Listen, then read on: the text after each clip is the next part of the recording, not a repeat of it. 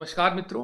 Trump प्रशासन की tariff धमकियों के बीच में भारत के प्रधानमंत्री श्री नरेंद्र मोदी जी ने एक बार पुनः स्पष्ट किया है कि भारत की सर्वोच्च प्राथमिकता भारत के किसान, मछुआरे और डेयरी उत्पादक हैं और भारत इनके हितों से कोई भी समझौता नहीं करेगा। मोदी जी ने यह भी कहा कि उन्हें मालूम है कि इसकी व्यक्तिगत कीमत उन्हें चुकानी पड़ेगी, लेकिन वो झुकेंगे नहीं।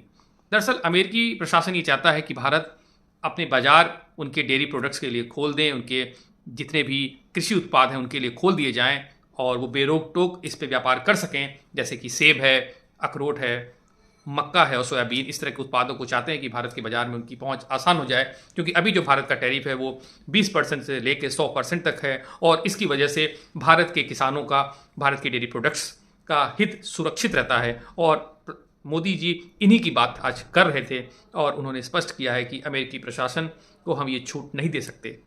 अब ऐसे में अमेरिका को ये सोचना है कि इसका क्या हल निकले, क्योंकि भारत की स्पष्ट प्राथमिकता है और भारत की विदेश नीति स्पष्ट रूप से स्वतंत्र है, वो किसी दबाव में नहीं आने वाली।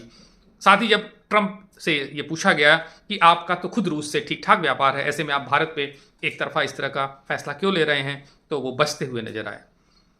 जो मोदी जी के आलोचक हैं उनको भी याद दिलाना चाहूँगा बात कि जब जेलेंस्की ने यूक्रेन के हितों का समझौता नहीं किया था और ट्रंप के साथ अपनी वार्ता को बीच में ही रोक दिया था, तो उनकी इस बात की बहुत प्रशंसा हुई थी।